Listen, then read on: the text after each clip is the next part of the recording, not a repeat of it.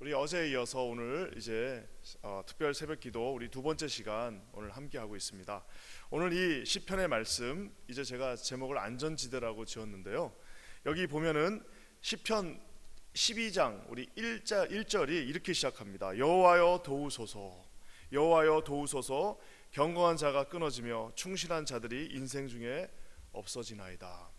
저는 이 말씀을 어제 그제 이렇게 준비하면서 참 제일 좋았던 거는 이 첫 구절의 첫 마디였습니다. 여호와여 도와주소서, 하나님 도와주세요라고 지금 시편의 기자 즉 다윗이 외치고 있습니다. 근데 여기를 보면은 뭘 도와야 될지, 누구를 도와야 될지가 나와 있지 않습니다. 만약에 다윗이 했다면은 여호와여 저를 도와주세요라고 이제 했을 법도 하고, 여호와여 우리 이스라엘을 도와주세요, 여호와여 우리를 도와주세요라고 이야기할 법도 한데, 이제 그런 것들은 다 없어지고, 또 여호와여 내 나라를 도와주세요, 내 공부를 도와주세요, 내 직장을 도와주세요, 내 삶을 도와주세요, 나의 어떤 비즈니스를 도와주세요라고 하는 그 목적어가 다 없어지고 그저 딱 두 마디 여호와여 도와주십시오, 하나님 도와주세요라고 말하고 있습니다. 저는 이 말씀, 이 기도가 참 우리한테 가장 적절하고 가장 좋은 기도라고 생각됩니다. 왜냐하면 우리가 원하는 것보다, 우리가 부탁하는 것보다, 또 우리가 예측하는 것보다 우리 주님의 눈과 손은 더 크십니다. 그래서 우리가 주님 요것만 도와주세요라고 얘기하는 것도 중요하지만, 어떨 때는 그저 두리뭉실하게 주님 도와주세요, 내 삶의 감정을 도와주세요, 내 삶의 지금 상황을 도와주세요, 우리 가정의 지금 모습을 도와주세요, 우리의 형편을 도와주세요라고 여러분 주님 앞에 그저 하루도 수십 번씩 이렇게 기도하시는 저와 여러분 되시기를 주님의 이름으로 간절히 축원합니다. 다윗이 어떤 면에서는 아마 급해서 그렇게 뺐을 수도 있어요. 뭐라고 이렇게 스페시픽하게 하기가 지금 너무나도 급하기 때문에 사울에게 목숨을 정말 우지우지 하면서 이렇게 도망다니는 그 상황 속에서 정말 겁이 났기 때문에 어쩌면은 디테일한 것들을 빼고 이렇게 기도했을 수도 있고요. 또 한편으로는 이게 너무나도 많은 것들이 이렇게 릴레이돼 있다 보니까 가끔씩 우리가 기도할 때 한두 개가 힘들어야죠. 한두 개가 아니라 수십 개가 한꺼번에 이렇게 막 얽매여 있다 보니까 정확하게 뭐가 하나 주님 도와주세요라고 말하지 못할 때도 있습니다. 그럴 때는 그저 지금 오늘 다윗의 이 기도처럼 주님 도와주세요, 내 인생 전체를 도와주세요, 내 삶의 모습 전체를 도와주세요, 내 감정의 한 부분이 아니라 전체를 다 도와주십시오라고 저와 여러분은 주님 앞에 이렇게 외치고 구할 수가 있습니다. 왜냐하면 우리 하나님은 우리의 아버지이시기 때문입니다. 오늘 이렇게 다윗이 도와달라고 아주 구체적으로 간절하게 기도하면서요, 그 이유를 말하고 있습니다. 1절 후반부에 이렇게 나와 있습니다. 여호와여 도우소서, 경건한 자가 끊어지고 충실한 자들이 인생 중에 없어집니다. 참 이 표현이 참 그렇습니다. 경건한 자가 끊어졌대요.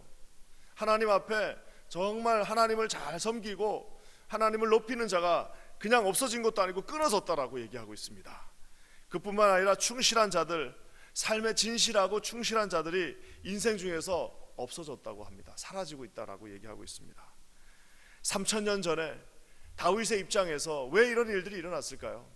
아마 사울 왕에게 쫓기는 그 과정 속에서 주님 도와주세요, 나의 신실한 사람들이 이제는 찾아볼 수가 없습니다, 마치 정말 하나님의 그 백성들 가운데 더 이상 신실한 사람들을 찾기가 쉽지 않습니다라고 다윗은 지금 정말 간절하게 주님 앞에 외치고 있습니다. 여러분, 이렇게 진실한 자들, 하나님 앞에 어떻게 해서든지 좀 손해를 보더라도, 좀 삶이 쉽지 않다 하더라도 그저 우직하게 주님 앞에서 서 있으려고 하는 사람들이 이 시대도 점점 사라지고 있는 것이 현실입니다. 세상이 점점 강팍해지고 있죠. 그래서 교회를 가도 요즘 현대교회, 그저 예전에 우리 어렸을 때나 옛날에는 그래도 교회 가면 항상 기도하시는 분들이 계시고, 교회 가면 그래도 그 동네에서 참 정말 존경받으면서 야, 저런 사람이 있다면 나도 예수를 믿어야겠다라고 하는 분들도 계시고 했는데, 이 시대는 그저 교회 다니는 사람이나 교회 안 다니는 사람들이나 바깥에 나가서 일하나 보면은 전혀 구별이 가지 않을 때도 많이 있습니다. 다윗이 지금 외치고 있습니다. 주님 도와주세요. 주님 도와주십시오라고 간절히 외치고 있습니다. 진실한 자들, 이런 사람들이 사라지고 있습니다. 정말 진심으로 주님을 원하는 자들이 사라지고 있습니다 라고 오늘 외치고 있습니다. 여러분, 이렇게 진실한 자들이 사라지면 어떤 일들이 일어날까요? 우리 8절 말씀 한번 다 같이 보겠습니다. 8절에 우리 진실한 사람들이 사라지면 일어나는 일들이 있습니다. 한번 읽어볼게요. 시작. 비열함이 인생 중에 높임을 받을 때 악인들이 곳곳에서 날뛰는도다.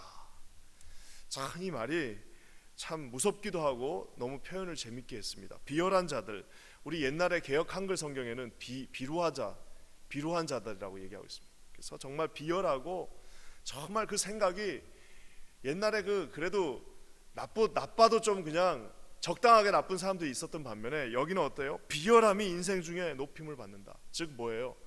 세상에 그 진실한 하나님의 법대로 사는 사람들이 높임을 받는 것이 아니라 그저 수단과 방법을 가리지 않고 비열하게라도 정말 목적을 이루기 위해서라고는 뭐를 다 희생해서라도 할 수 있는 그런 비열한 사람 중이 오히려 인생 중에 높임을 받고 있다라고 이야기하고 있습니다.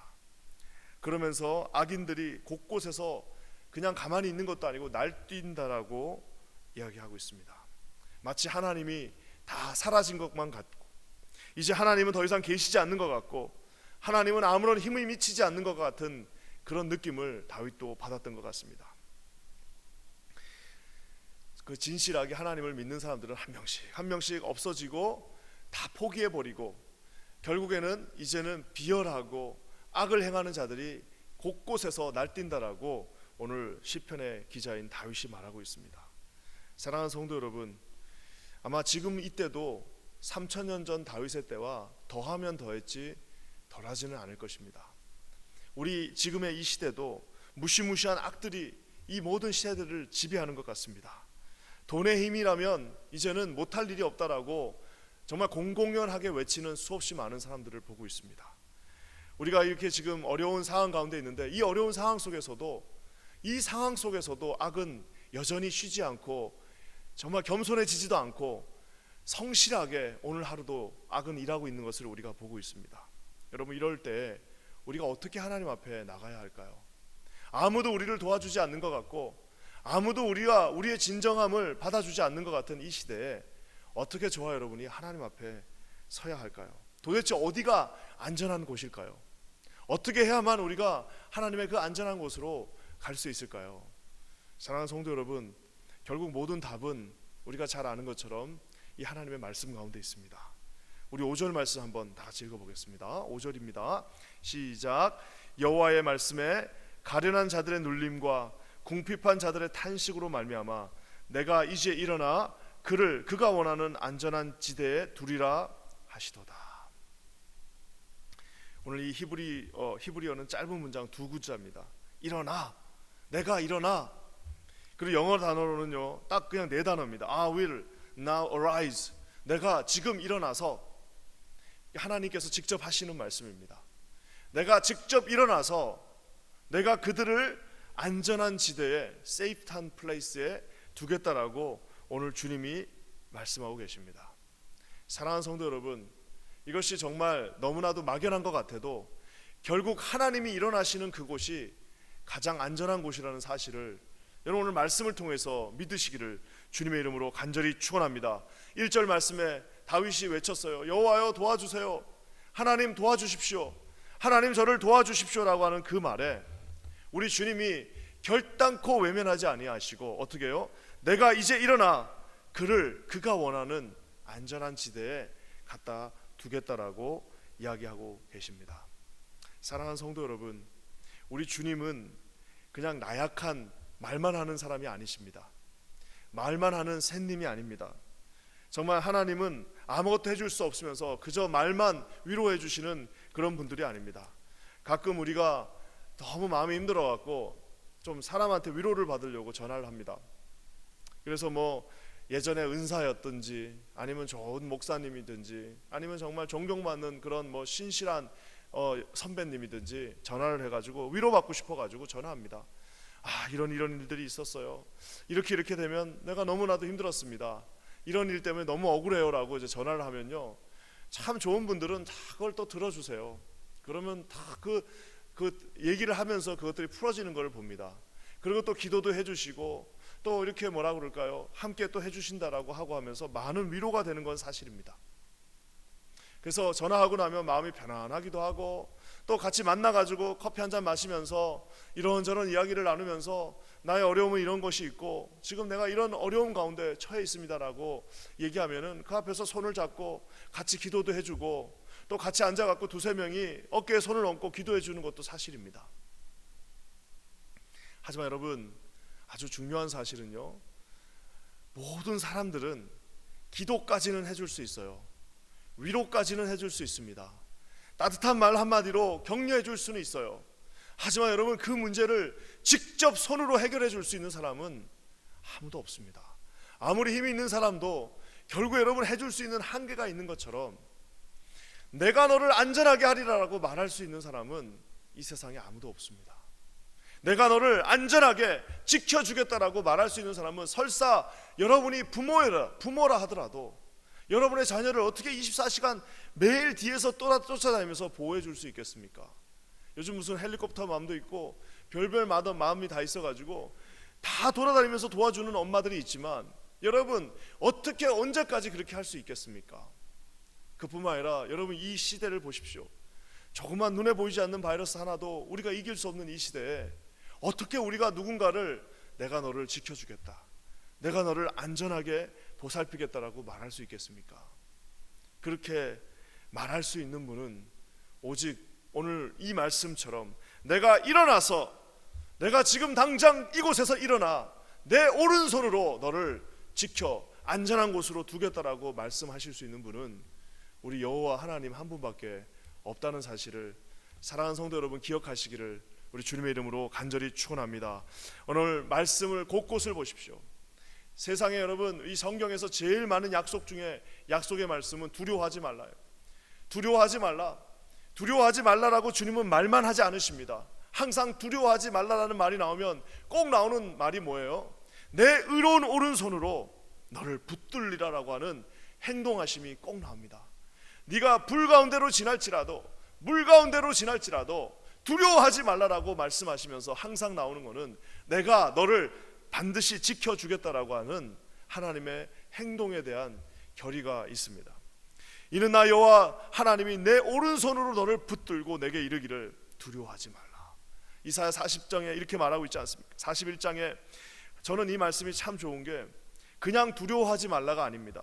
내 오른손을 붙들고 너에게 이르기를 우리 하나님께서 당신의 그 오른손으로 우리의 오른손을 꽉 붙드시면서 이르시기를 너는 두려워하지 말라라고 말씀하고 계십니다.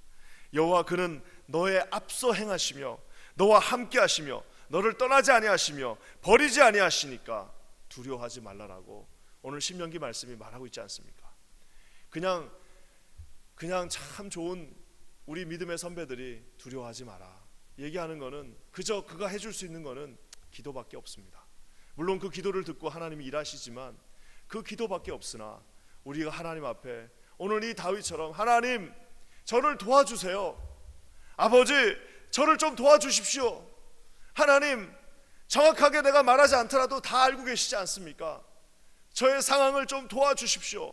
앞으로 갈 수도 없고 뒤로 갈 수도 없고 옆에도 막힌 것 같고 이제 더 이상 어떻게 할 수가 없사오니 주님 저를 도와주십시오라고 하는 진실한 그 한마디에 주님은 그 자리에서 일어나셔서 내 오른손으로 너를 붙들고 있다라고 말씀해 주시는 하나님이란 사실을 사랑하는 성도 여러분 오늘 반드시 기억하시기를 주님의 이름으로 간절히 축원합니다. 그래서 성경은 그냥 책이 아닙니다. 성경은 역사책이 아닙니다. 성경은 무슨 윤리학 도서가 아닙니다. 성경은 그냥 좋은 말 써놓은 그런 철학책이 아닙니다. 하나님께서 내가 이렇게 하겠다라고 행동에 대한 하나님의 그 뜻을 행동으로 말씀하신 책이라는 사실을 사랑하는 성도 여러분 반드시 오늘 기억하시기를 주님의 이름으로 간절히 축원합니다. 저는 이 말씀을 묵상하면서 오늘도 이제 새벽에 이제 일어나가지고 마지막으로 이 말씀을 정리하면서 참 이 말씀이 더 마음에 와닿는 이유는요 6절과 7절 말씀 한번 볼까요? 6절과 7절 말씀 그러니까 이게 하나님의 말씀이라고 해놓고 내가 너를 일어나서 도와주겠다라고 얘기해놓고 우리 주님이 다 보증을 도하십니다. 6절 7절 다 같이 한번 읽어보겠습니다. 시작. 여호와의 말씀은 순결하며 흙 도가니에 7번 단련한 은 같도다. 여호와여 그들을 지키사 이 세대로부터 영원까지 보존하시리이다. 하나님의 말씀이, 하나님이 그냥 내 말을 믿어라 라고 얘기해도 되는데 여기 뭐라고 나와 있습니까? 내 말씀은, 여호와의 말씀은 순결하다라고 얘기하고 있습니다. 아주 퓨어하다. 불순물이 하나도 들어가지 않습니다. 인간의 말은 그 사람이 좋든 싫든 다 거짓말이 있습니다. 그 사람이 아무리 정직한 사람이라도 여러분 인간의 말은 그 안에 다 거짓말이 있습니다. 왠지 아세요? 내가 너를 축복한다라고 얘기하잖아요. 어떻게 축복할 건데요? 내가 너를 사랑한다라고 얘기합니다. 언제까지요? 내가 너를 지켜줄게. 우리 아버지들이 보통 자녀들한테 얘기합니다. 걱정하지 마. 네 인생 내가 아빠가 너 꼭 내가 너 도와주고 내가 너 책임질게라고 얘기하는데 사랑하는 아버지들, 저를 포함한 사랑하는 많은 아버지들, 그 말이 과연 진실인가요? 우리는 진심에서 했을 수 있으나 이 현 시대에서 그것이 지켜지지 않을 가능성도 높습니다. 어떻게 그걸 개런티 하시겠습니까? 우리의 말들은 다 요만큼씩은 다 우리가 원하든 원치 않든 그 안에 진실하지 못함이 다 있습니다. 하지만 오늘 말씀 뭐라고 말합니까? 여호와의 말씀은 순결하다. 100% 순결해서 흙 도가니에 한 번만 왔다 갔다 해도 다 될 판인데 무려 7번을 왔다 갔다 하면서 단련한 금, 불순물이 요만큼도 있지 않는 은과 같도다라고 이야기하고 있습니다. 그러면서 주님이 뭐라고 말씀하십니까?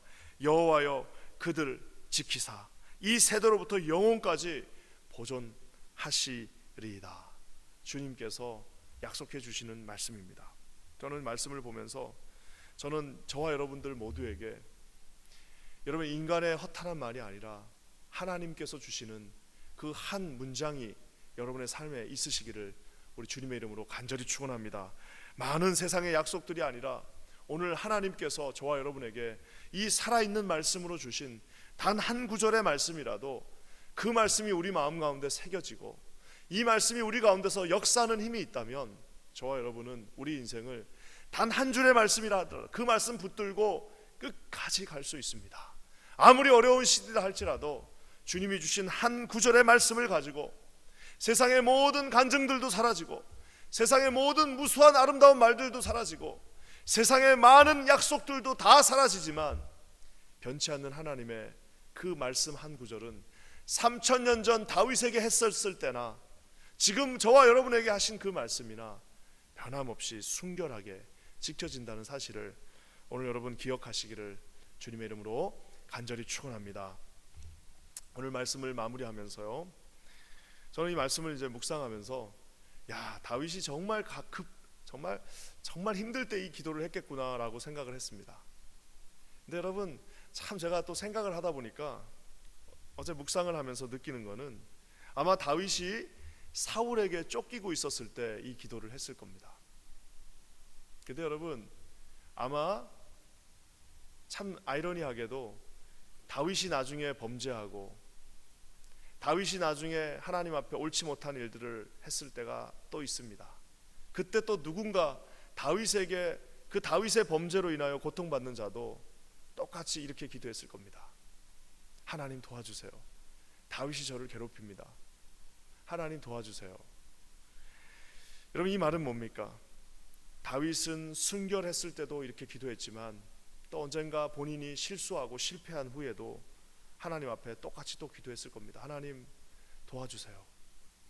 하나님 앞에서 순결했을 때도, 하나님 앞에서 불결했을 때도, 하나님 앞에서 압제받았을 때도, 하나님 앞에서 나든데 누군가를 압제하고 난 다음에 후회하고 있는 그 순간에도 다윗은 똑같이 여호와여 도와주세요 라고 기도했을 겁니다. 인간은 압제당하기도 하고 압제하기도 합니다. 인간은 순결하기도 하고 불결하기도 합니다. 인간은 의리가 있다가도 배신하는 것이 인간입니다. 다윗도 여러분 그러지 않았습니까?